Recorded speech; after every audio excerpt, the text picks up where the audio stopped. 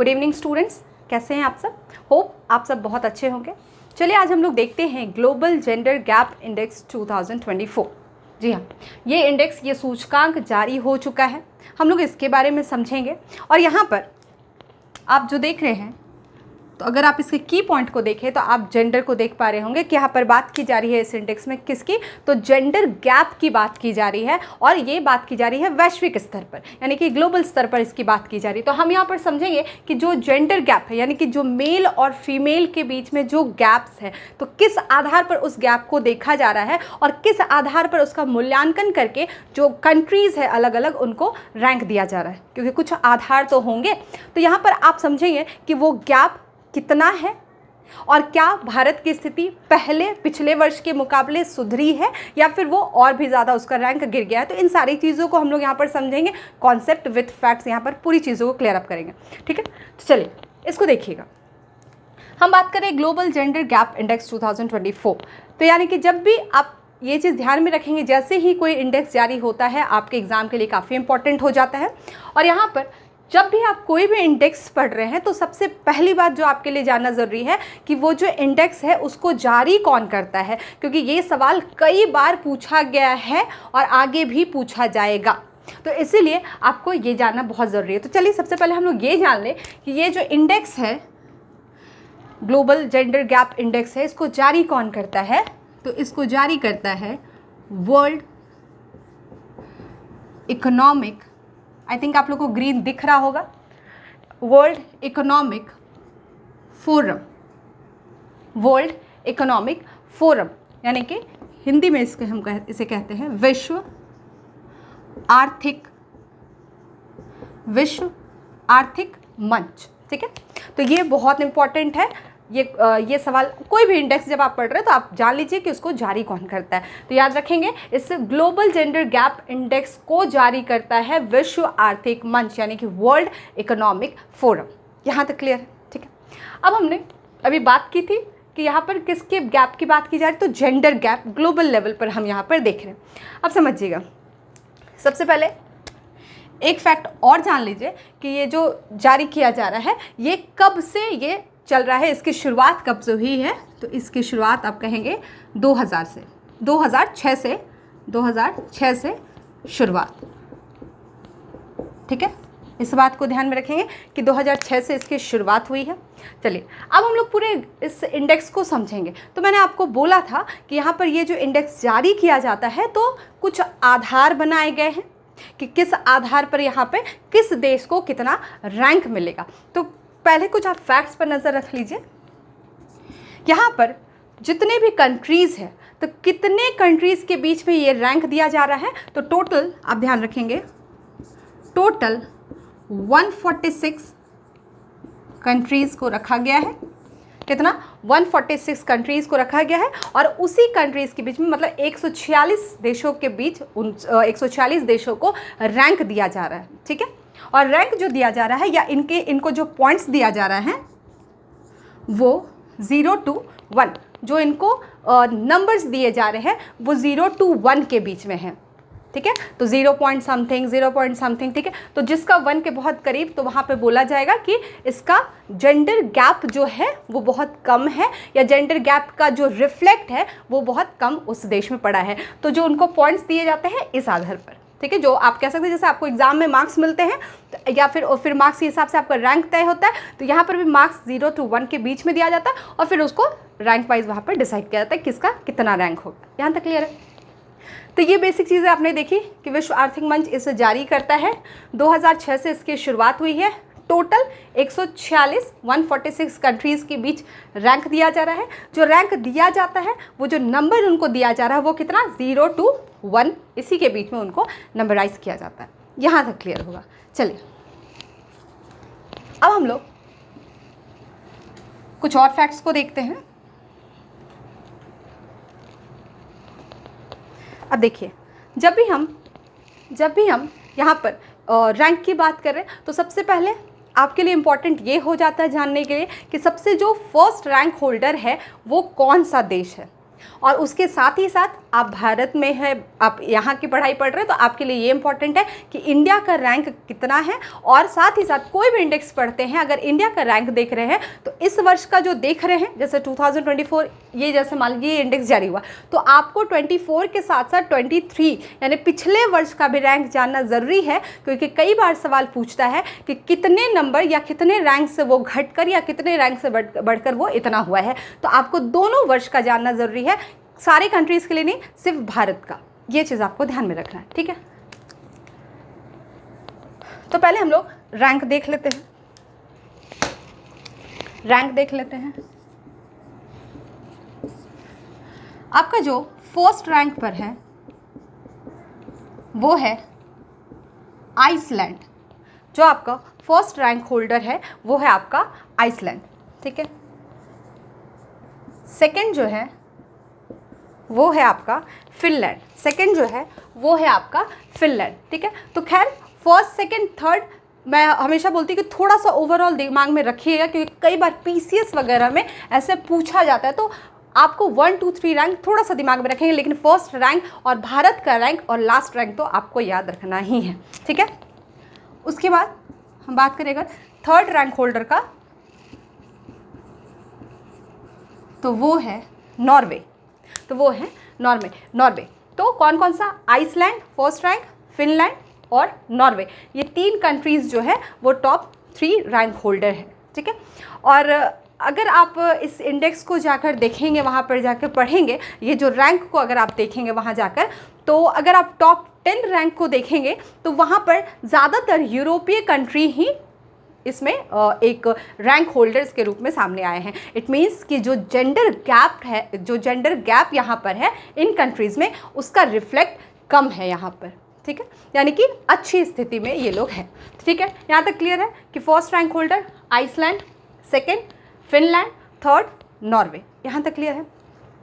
अब हम लोग लास्ट रैंक की भी बात कर लेते हैं, यानी कि 146 सबसे लास्ट रैंक पर कौन है? तो सबसे लास्ट रैंक पर है सूडान, ठीक है।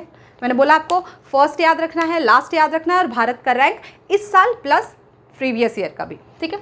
तो लास्ट रैंक है सूडान, यानी कि 146। इट मीन्स कि हम कह सकते हैं कि सूडान की स्थिति जो जेंडर गैप के आधार पर हम देख रहे हैं वो बहुत ही बद से बदतर है, ठीक है। यहाँ तक क्लियर है। अब हम भारत पर आ जाते हैं, इंडिया की बात करते हैं। अगर हम इंडिया को यहाँ देखते हैं तो इंडिया का इस वर्ष का रैंक, यानी अगर हम इस वर्ष की बात कर रहे हैं तो इंडिया का रैंक है 129। चिंताजनक है? बिल्कुल है। क्यों चिंताजनक है? क्योंकि आप देख रहे हैं 146 कंट्रीज़ है और उसमें भारत का रैंक कितना आप देख रहे हैं, तो भारत का रैंक है 129, ठीक है। ये जेंडर गैप, तो आप देख सकते हैं ना कि अगर हम थोड़ा सा ह्यूमैनिटी वाले टॉपिक्स को देखें, ह्यूमैनिटी वाले सब्जेक्ट्स की बात करें, तो आप देखना कि अगर आप कल्चर की बात करेंगे, कल्चर को देखेंगे, तो भारत एक ऐसा देश है जहाँ पर देवियों की पूजा की जाती है। इवन हम नदियों को देवी कहते हैं, हम जो पढ़ाई करते हैं तो उसे देवी मानते हैं। तो इतना सारा एक धार्मिक रूप से उन्हें देवी का रूप दिया जाता है, या देवी की यहाँ पर पूजा पाठ बहुत ज़्यादा होती है। लेकिन उसके बावजूद भी महिलाओं की स्थिति यहाँ पर क्या है, जो जेंडर गैप आप देख रहे हैं वो क्या है, और किस किस स्तर पर, अभी हम लोग वो भी देखेंगे कि किस किस स्तर पर कैसा यहाँ पर भारत का लेवल है। तो ये चीज़ को सुधार करने की ज़रूरत है कि हमें महिलाओं की पार्टिसिपेशन को बढ़ाने की ज़रूरत है बहुत सारे लेवल पर। बिल्कुल पार्टिसिपेशन बढ़ रहा है, लेकिन उस पार्टिसिपेशन को और भी ज़्यादा बढ़ाने की ज़रूरत है, ठीक है। चलिए, यहाँ तक क्लियर है। हाँ, भारत के बारे में सोचने वाली बात ये इसलिए है क्योंकि ये जो आप रैंक देख रहे हैं 129 रैंक, ये 2024 यानी कि इस वर्ष का रैंक है। और दयनीय बात यह है कि भारत का रैंक जो है पिछले वर्ष के मुकाबले 2 रैंक और गिर चुका है, यानी कि पिछले वर्ष जो था वो 127 था, यानी 2023 का अगर आप रैंक देखेंगे भारत का तो 127, 2 रैंक 2 पायदान ये क्या हो चुका है, फिर नीचे गिर चुका है, ठीक है। तो हम ये भी समझेंगे कि ये 2 पायदान जो गिरा है ये कहाँ पर, इसका मतलब किस आधार पर ये गिरा है, कहाँ पर ये बहुत ही जो इसका नेगेटिव पॉइंट आप बोल सकते हैं तो वो कहाँ पर देखने को मिलेगा, ये अभी हम लोग समझेंगे। यहाँ तक क्लियर है। तो भारत का रैंक याद रखेंगे, first Iceland, Finland second, third Norway, last अगर आप देखेंगे सूडान, और भारत की बात की जाए तो 129, ठीक है। और प्रीवियस ईयर भी ध्यान में रखना, 127 रैंक पे था, 2 पायदान ये गिर चुका है, ठीक है। अच्छा, इन सब में एक चीज़ और बता दूं कि 146 कंट्रीज़ में हमने लास्ट का नाम डिस्कशन कर लिया सूडान, इस बार अफ़गानिस्तान कहीं नहीं है, मतलब वो रैंक मतलब 146 देश में कहीं भी नहीं, अफ़गानिस्तान को कोई जगह नहीं मिला है, ठीक है। चलिए यहाँ तक आपको क्लियर होगा। चलिए अब आगे हम लोग समझते हैं इसको।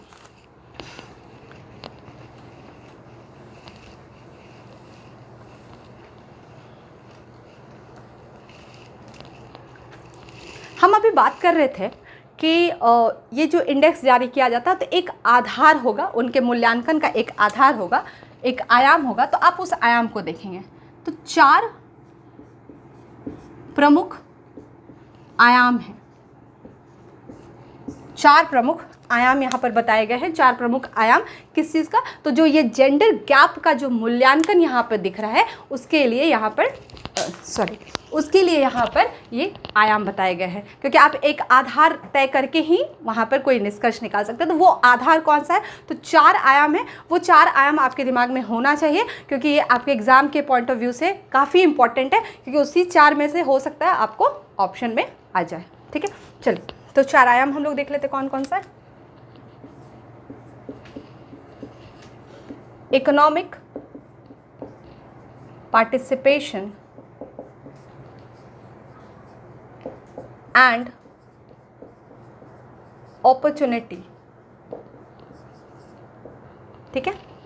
इकोनॉमिक पार्टिसिपेशन मतलब आर्थिक भागीदारी और अवसर, ठीक है। अगर आप हिंदी में लिख रहे हैं तो लिख सकते हैं, बहुत टफ नहीं है ये वाला इंग्लिश, ठीक है, क्योंकि आपको ये जो टेक्निकल टर्म है ये आपको पता होना चाहिए, इसलिए मैं इसको इंग्लिश में लिख रही हूँ, क्योंकि आप वो इंडेक्स देखेंगे वहाँ पर ऐसे लिखा गया, ठीक है। तो क्या है, पहला आयाम क्या है, इकोनॉमिक पार्टिसिपेशन एंड अपॉर्चुनिटी, यानी कि आर्थिक जो भागीदारी है और साथ ही साथ जो अवसर है वो। तो इस आधार पर यहाँ पे ये किया जा रहा है। इट मीन्स कि अगर हम भारत की स्थिति देखें तो इसमें भी भारत की स्थिति बहुत अच्छी नहीं है।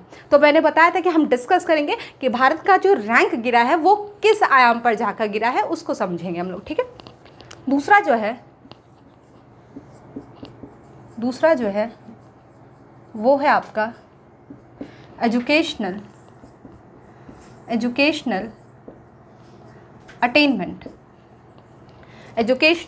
अटेनमेंट, ठीक है, यानी कि आप कह सकते हैं शिक्षा का अवसर, ठीक है। यहाँ पर मतलब शिक्षा की बात की जा रही है, तो ये यहाँ पर कैसा है हम लोग इस पर अभी डिस्कशन करेंगे। पहले हम लोग चारों लिख लेते हैं, ठीक है।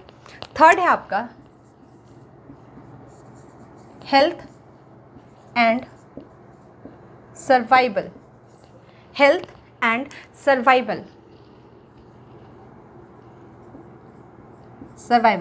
यानी कि स्वास्थ्य और उत्तरजीविता, ठीक है। स्वास्थ्य और उत्तरजीविता आपका यहाँ पे ये तीसरा आयाम यहाँ पर बताया गया। और चौथा जो है पॉलिटिकल एम्पावरमेंट, ठीक है। तो यहाँ पर राजनीतिक सशक्तिकरण की बात की जा रही है, ठीक है। हम लोग थोड़ा एम्पावरमेंट पे भी बात करेंगे क्योंकि ये काफ़ी इंपॉर्टेंट है यहाँ पर। तो ये 4 आयाम बताए गए हैं, फिर से मैं बोल दे रही हूँ, इकोनॉमिक पार्टिसिपेशन एंड अपॉर्चुनिटी, यानी कि आर्थिक भागीदारी एंड अवसर, साथ ही साथ दूसरा एजुकेशनल अटेनमेंट, यानी कि शिक्षा का अवसर, हेल्थ एंड सर्वाइवल, स्वास्थ्य और आजीविका या उत्तरजीविता जो उनकी है, और साथ ही साथ पॉलिटिकल एम्पावरमेंट, यानी कि राजनीतिक सशक्तिकरण, ठीक है। ये 4 आयाम है। अब समझिएगा, मैंने बोला जो रैंक गिरा है भारत का, उसका जो मुख्य जो आयाम, किस आयाम पर असर पड़ा है, किसके चलते रैंक गिरा है भारत का, तो ये दोनों ज़्यादा यहाँ पर, इस दोनों के कारण ज़्यादा इम्पैक्ट पड़ा है। एक आपका एजुकेशनल अटेनमेंट और साथ ही साथ पॉलिटिकल एम्पावरमेंट। तो इसको बहुत ही कम देखा जा रहा है, यहाँ पर जो गैप है वो कुछ ज़्यादा है, तो इसलिए इसके कारण भारत पर इसका असर पड़ा है। आप देखिए अगर आप इंडियन पॉलिटी पढ़ रहे हैं तो वहाँ पर भी आप अगर डीपीएसपी पढ़ते हैं तो डीपीएसपी में भी बात किया गया है कि equal pay for equal work. लेकिन ये तो पेपर पर दिया गया है, लेकिन जब आप रियलिटी या फिर जब उसको इम्प्लीमेंट किया जाए तो वहाँ पर कई जगह पर आपको भेदभाव मिलता है कि पुरुषों के अपेक्षा अगर कोई पुरुष है या महिला है तो दोनों सेम काम कर रहे हैं, लेकिन फिर भी उनके साथ क्या होता है, वहाँ पर डिस्क्रिमिनेशन आपको देखने को मिलता है। एक ये आप कह सकते हैं। साथ ही साथ आप आर्टिकल 15 को उठा लीजिए, वो भी जेंडर इनइक्वालिटी पे रोक लगाता है। वो भी एक कहीं ना कहीं एक इक्वालिटी की बात कर रहा है। जैसे अभी डीपीएसपी मैंने कहा कि वो भी एक इक्वालिटी की बात कर रहा है कि दोनों को बराबर का दर्जा मिले किसी भी जगह पर या किसी भी चीज़ पर अगर हम बात कर रहे हैं तो। यहाँ तक क्लियर है। तो और जहाँ तक ये आप देख रहे हैं पॉलिटिकल एम्पावरमेंट, महिलाओं की भागीदारी, आप संसद में भी जाकर देख लीजिए। उसके अलावा अगर आप निचले और स्तर पर आकर देखते हैं और नीचे स्तर पर आकर देखते हैं, जैसे अगर हम पंचायत की बात करें तो आप कहेंगे, बहुत लोग ये भी कहेंगे कि महिलाओं का पार्टिसिपेशन, आप देखते हैं बहुत सारी महिलाएं क्या होती है, खड़ी होती है। लेकिन यहाँ पर जो बात की जा रही है एम्पावरमेंट, आप देखना कि अभी भी महिलाएं ठीक है खड़ी हो रही है, वो सिर्फ एज अ साइन, बस वो एक या फिर आप कह सकते हैं कि कठपुतली की तरह। जैसे आपने पढ़ा होगा, सर ने आपको पढ़ाया था डी जो डी फैक्टो बताया था, तो वही कॉन्सेप्ट होता है कि महिलाएं सिर्फ नाम की होती है, बस उनका नाम लेकर खड़ा किया जाता है, क्योंकि बहुत जगह रिजर्वेशन के का भी यूज़ किया जाता है। आप अपने बिहार में ही देख लीजिए, तो रिजर्वेशन का यूज़ करके तो महिलाएं सिर्फ नाम की होती है। तो यहाँ लेकिन बात की जा रही है एम्पावर्ड कि सशक्तिकरण, क्योंकि जब वो अपना डिसीजन स्वयं ले या फिर जो भी उनका जिस भी वो क्षेत्र में, अगर पॉलिटिकल क्षेत्र की बात करें तो वहाँ पर जो उनकी भागीदारी है वो सशक्त तो होनी चाहिए, उन्हें सब कुछ पता होनी चाहिए। ये नहीं कि बस वो एक सिंबल के रूप में वो खड़ी हो गई, बाकी सारी चीज़ें उनके जो भी प्रधान है या उनके हस्बैंड है जो भी है वो कर रहे हैं, ठीक है। तो ये चीज़ें नहीं होनी चाहिए, वो रियल में एम्पावर्ड होनी चाहिए, तभी जाकर यहाँ पर जो जेंडर गैप है उसका कहीं ना कहीं वो इम्पैक्ट जो है वो मतलब वो सही होगा, अगर इन सब चीज़ों पर सही से काम किया जाए तो, ठीक है।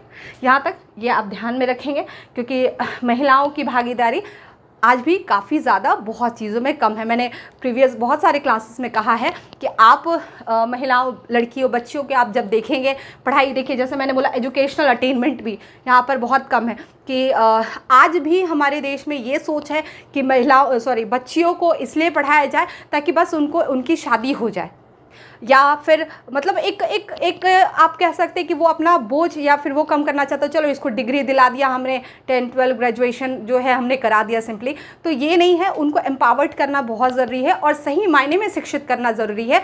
क्योंकि आप अभी भी देखना, मैंने बोला था कि आप 10th और 12th का रिजल्ट जब भी देखेंगे, मोस्ट ऑफ द टाइम आप देखेंगे कि आप पेपर में देखेंगे कि बेटियों ने, बच्चियों ने बाजी मारी। 10th का रिजल्ट हो, 12th हो, वो चाहे आप गवर्नमेंट का बोर्ड देख ले या फिर आप CBSE, ICSE कोई भी बोर्ड देख ले, वहाँ पर आप लड़कियों को ही टॉप में पाएंगे। लेकिन उसके बाद क्या, उसके बाद उनका पार्टिसिपेशन बहुत जगह कम हो जाता है। आप अगर आप किसी संस्थान में काम करते हैं या आप किसी संस्थान में पढ़ रहे हैं, वहाँ पर ही आप जाकर देखिए कि महिलाओं का जो पार्टिसिपेशन है वो कितना कम है पुरुषों की अपेक्षा। तो वो चीज़ें होनी ज़रूरी है, ठीक है। तो ये 4 आप पॉइंट ध्यान में रखेंगे। कुछ और फैक्ट्स को भी हम लोग यहाँ देख लेते हैं।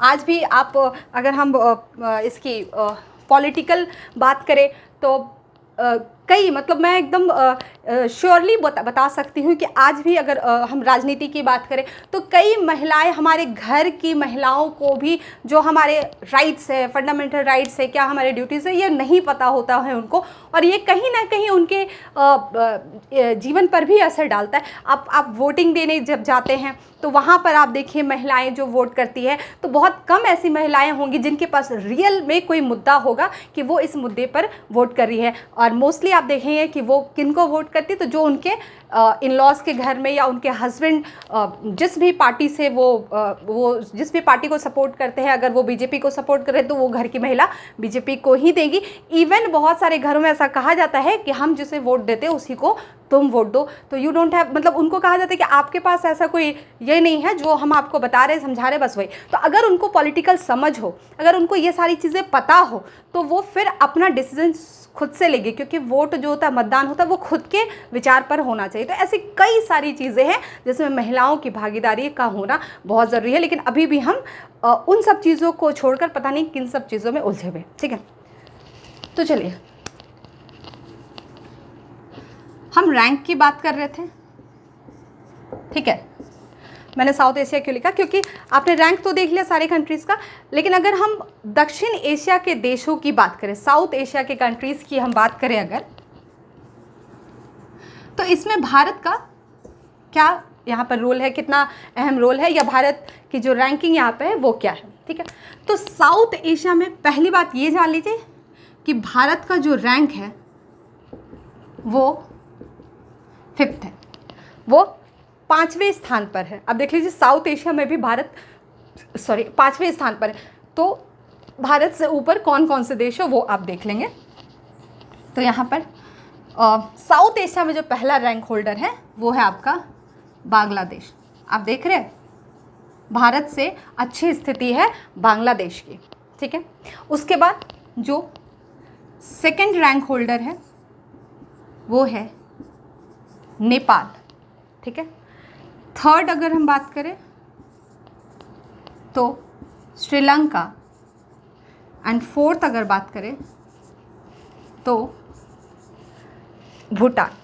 फोर्थ अगर हम बात करें तो भूटान। तो भारत से ये 4 देश अच्छे नंबर, अच्छे रैंक पर है, बांग्लादेश, नेपाल, श्रीलंका, भूटान। तो थोड़ा सा हम लोग, चूँकि हम साउथ एशिया की बात करें तो यहाँ पर तो हमने रैंक 1 2 3 4 5 देख लिया, लेकिन इसका भी रैंक आप देख लेंगे, क्योंकि हो सकता है सवाल यहाँ से भी बने, क्योंकि मोस्टली सबको पता होता है कि अच्छा फर्स्ट रैंक ये है, लास्ट ये है। तो आपको घुमाने के लिए, अगर क्वेश्चन का पैटर्न थोड़ा चेंज किया या फिर आपको फंसाने के लिए, तो यहाँ से भी सवाल पूछे जा सकते हैं। तो इसके रैंक को भी आप देख लेंगे। तो बांग्लादेश का जो रैंक है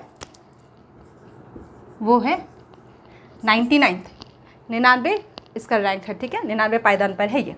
अगर हम नेपाल की बात करें,